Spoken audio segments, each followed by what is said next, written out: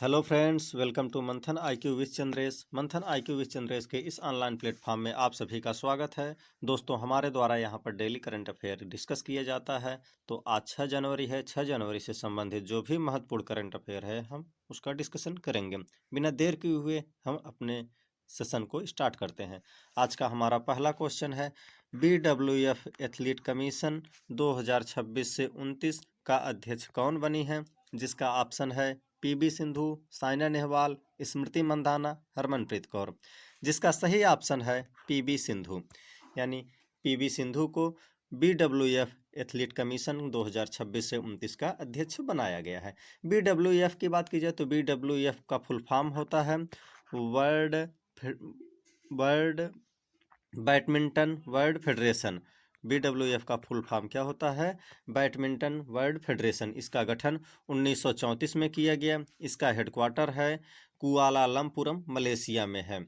बात की जाए पीवी सिंधु एवं साइना नेहवाल की, तो पीवी सिंधु एवं साइना नेहवाल दोनों बैडमिंटन से संबंधित हैं, बैडमिंटन के खिलाड़ी हैं। स्मृति मंधाना एवं हरमनप्रीत कौर दोनों क्रिकेट से संबंधित हैं। बात की जाए पीवी सिंधु की, तो पीवी सिंधु रियो ओलंपिक 2016 में रजत पदक तथा टोक्यो ओलंपिक 2020 में कांस्य पदक जीता था। इस प्रकार से महिला में जो है कि ओलंपिक में 2 पदक जीतने वाली एकमात्र भारतीय महिला पीवी सिंधु बन गई हैं। हम बढ़ते हैं अपने अगले क्वेश्चन की तरफ। हमारा अगला क्वेश्चन है, ग्रीन टू गोल्ड पहल किस तहत ग्रीन टू गोल्ड पहल के तहत किस राज्य ने औद्योगिक भांग की खेती को मंजूरी दी है? जिसका ऑप्शन है उत्तराखंड, हरियाणा, हिमाचल प्रदेश, पंजाब। जिसका सही आंसर है option number C, Himachal Pradesh.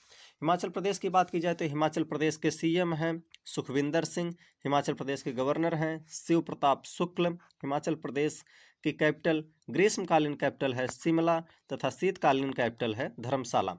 Himachal Pradesh के कुछ प्रमुख नेशनल पार्क की बात की जाए तो हिमाचल प्रदेश का कुछ प्रमुख national park, number 1 Kheer Ganga national park, number 2 Pin valley national park, number 3 great Himalayan national park. Great Himalayan national park को विश्व की यूनेस्को द्वारा विश्व धरोहर सूची में भी शामिल किया गया है। हम बढ़ते हैं अपने अगले क्वेश्चन की तरफ। हमारा अगला क्वेश्चन है, हाल ही में इसरो अपना तीसरा लॉन्च पैड कहां बनाने की योजना बना रहा है? जिसका ऑप्शन है कर्नाटक, तमिलनाडु, श्रीहरिकोटा, आंध्र प्रदेश। जिसका सही ऑप्शन है ऑप्शन नंबर सी, यानी कि कहां पर? श्रीहरिकोटा में। इसरो की बात की जाए तो इसरो का फुल फॉर्म है इंडियन स्पेस रिसर्च ऑर्गेनाइजेशन। फिर से एक बार हम रिपीट करते हैं, इंडियन स्पेस रिसर्च ऑर्गेनाइजेशन, भारतीय अंतरिक्ष अनुसंधान संस्थान। बात की जाए तो जो है कि इसके मुख्यालय की बात की जाए तो मुख्यालय है बेंगलुरु में। इसके प्रमुख हैं एस सोमनाथ। इसकी स्थापना 15 अगस्त 1969 को हुई थी। फिर से हम एक बार रिपीट करते हैं, इसरो का हेडक्वार्टर है बेंगलुरु में। इसरो के वर्तमान प्रमुख हैं एस सोमनाथ। इसरो की स्थापना 15 अगस्त 1969 में की गई थी। हम बढ़ते हैं अपने अगले क्वेश्चन की तरफ। हमारा अगला क्वेश्चन है, हाल ही में बिहार के पहले परम रुद्र सुपर कंप्यूटर का उद्घाटन कहाँ किया गया है? जिसका ऑप्शन है IIT Bombay, IIT Patna, IIT Kharagpur, IIT Kanpur. जिसका सही ऑप्शन है option number B, IIT Patna. Bihar को बात की जाए बिहार की, तो बिहार की राजधानी है पटना। बिहार के जो है कि सीएम हैं नीतीश कुमार। बिहार के गवर्नर हैं मोहम्मद आरिफ खान, जो कि 42वें नंबर के गवर्नर हैं। बात की जाए बिहार की, तो बिहार को बौद्ध भिक्षुओं का विश्राम गृह भी कहा जाता है। बिहार की स्थापना वर्ष 1912 में हुई थी। 26 जनवरी 1950 को बिहार को एक नए राज्य के रूप में दर्जा प्रदान कर दिया गया है। बिहार के आधिकारिक भाषा की बात की जाए तो बिहार की आधिकारिक भाषा हिंदी है तथा दूसरी आधिकारिक भाषा उर्दू है। इसके अलावा यहाँ पर मैथिली, भोजपुरी, मगही भाषा भी बोली जाती है। हम बढ़ते हैं अपने अगले क्वेश्चन की तरफ। हमारा अगला क्वेश्चन है, हाल ही में सदानंद दाते को किस राज्य का DGP नियुक्त किया गया है? तो सदानंद दाते जी को हाल ही में किस राज्य का डीजीपी नियुक्त किया गया है? ऑप्शन है हरियाणा, महाराष्ट्र, उत्तर प्रदेश, उड़ीसा, जिसका सही ऑप्शन है ऑप्शन नंबर बी यानी कि महाराष्ट्र। सदानंद दाते जी को महाराष्ट्र का डीजीपी नियुक्त किया गया है। इन्होंने जो है कि 3 जनवरी 2026 को रश्मि शुक्ला के सेवानिवृत्ति के बाद इन्होंने अपना स्थान ग्रहण किया है। बात की जाए तो अभी हाल ही में एक और डीजीपी की नियुक्ति की गई है, जो हैं अजय सिंघल जी हैं। अजय सिंघल हरियाणा के नए डीजीपी बनाए गए हैं। बात की जाए महाराष्ट्र की तो महाराष्ट्र के सीएम हैं देवेंद्र फडणवीस, महाराष्ट्र के गवर्नर हैं आचार्य देवव्रत, महाराष्ट्र की कैपिटल है मुंबई। मुंबई को भारत की औद्योगिक राजधानी भी कहा जाता है। सदानंद दाते जी जो है कि 26/11 हमले के तहत अपने बहादुरी के लिए बहुत ही चर्चा में थे। हम बढ़ते हैं अपने अगले क्वेश्चन की तरफ। हमारा अगला क्वेश्चन है, हाल ही में विश्व ब्रेल दिवस किस तिथि को मनाया गया? जिसका ऑप्शन है option number A 1 January, option number 2 January, option number 3 January, option number 4 जनवरी, जिसका सही ऑप्शन है ऑप्शन नंबर 4 जनवरी को मनाया जाता है। 4 जनवरी को मनाया जाता है। बात करें जनवरी महीने के कुछ प्रमुख तिथियों की बात की जाए तो जनवरी महीने की कुछ प्रमुख तिथियां इस प्रकार हैं। 1 जनवरी को वैश्विक परिवार दिवस मनाया जाता है।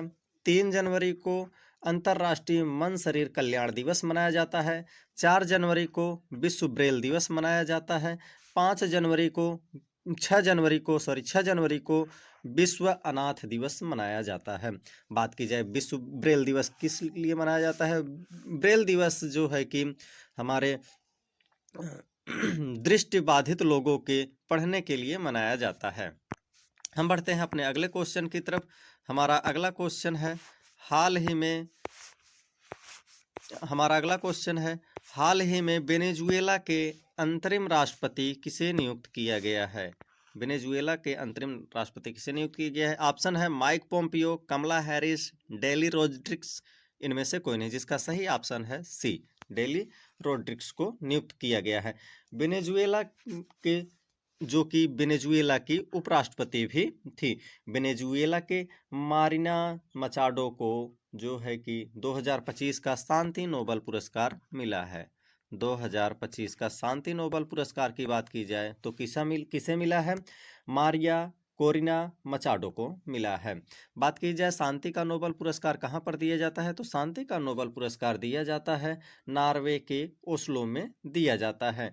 वर्ल्ड वार सेकेंड के बाद यानी कि द्वितीय विश्व युद्ध के बाद ऐसा पहली बार हो रहा है कि किसी भी लोकतांत्रिक राष्ट्र के राष्ट्राध्यक्ष को यानी कि राष्ट्रपति को जो है कि किसी अन्य देश की सेना के द्वारा उठाकर लाया जाता है। यानी कि वेनेजुएला के राष्ट्रपति को हाल ही में निकोलस मादुरो जी को अमेरिकी सेना के द्वारा उठाए जाने के बाद अंतरिम सरकार की नियुक्ति की गई है। अंतरिम सरकार की नियुक्ति तब की जाती है जब जो है कि कोई भी सरकार अपना पूर्णकालिक समय पूरा नहीं कर पाती है तथा बीच में ही सरकार भंग हो जाती है और बचे हुए समय के लिए या फिर जब तक चुनाव नहीं हो जाता है तब तक के लिए देश चलाने की जिम्मेदारी सौंप दी जाती है। हमारा अगला क्वेश्चन है, NTCA की रिपोर्ट के अनुसार 2025 में भारत में कितनी बाघों की मृत्यु हुई है? जिसका ऑप्शन है ऑप्शन नंबर ए 166, 180, 254, जिसका सही ऑप्शन है ऑप्शन नंबर ए यानी कि कितनी 166 बाघों की मृत्यु हुई है।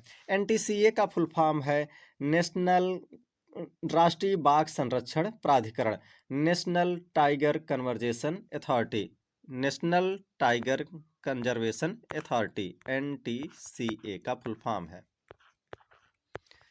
बात की जाए तो जो है कि सर्वाधिक बाघों की मृत्यु कहाँ पर हुई है तो सर्वाधिक बाघों की मृत्यु जो है कि मध्य प्रदेश में हुआ है, जिसे टाइगर स्टेट के नाम से भी जाना जाता है।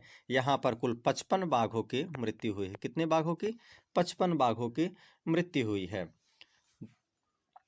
ऐसा बताया जा रहा है रिपोर्ट के अनुसार कि बाघों की मृत्यु उनके आवासीय छेड़छाड़ के कारण हुई है या फिर आवासीय संबंधी समस्या के कारण हुई है। हम बढ़ते हैं अपने अगले क्वेश्चन की तरफ। हमारा आज का लास्ट क्वेश्चन होगा, हाल ही में किस राज्य में भारत का पहला सरकारी अस्पताल एआई क्लिनिक खोला गया है?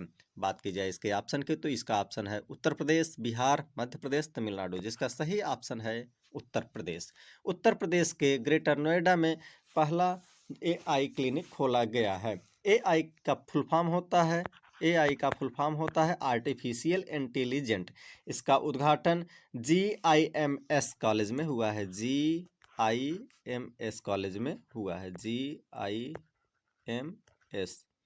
कॉलेज में हुआ है। जीआईएमएस का फुल फॉर्म होता है government institute of medical sciences. बात की जाए उत्तर प्रदेश की तो उत्तर प्रदेश की राजधानी है लखनऊ। उत्तर प्रदेश के मुख्यमंत्री हैं योगी आदित्यनाथ। उत्तर प्रदेश के गवर्नर की बात की जाए तो आनंदीबेन पटेल उत्तर प्रदेश की गवर्नर हैं। लखनऊ को जो है कि नवाबों का शहर भी कहा जाता है। लखनऊ गोमती नदी के किनारे बसा है। गोमती नदी के किनारे उत्तर प्रदेश के अन्य जो राज्य बसे हुए हैं, अन्य जो जिले बसे हुए हैं, उसमें से है सुल्तानपुर और जौनपुर। दोस्तों धन्यवाद आप सभी।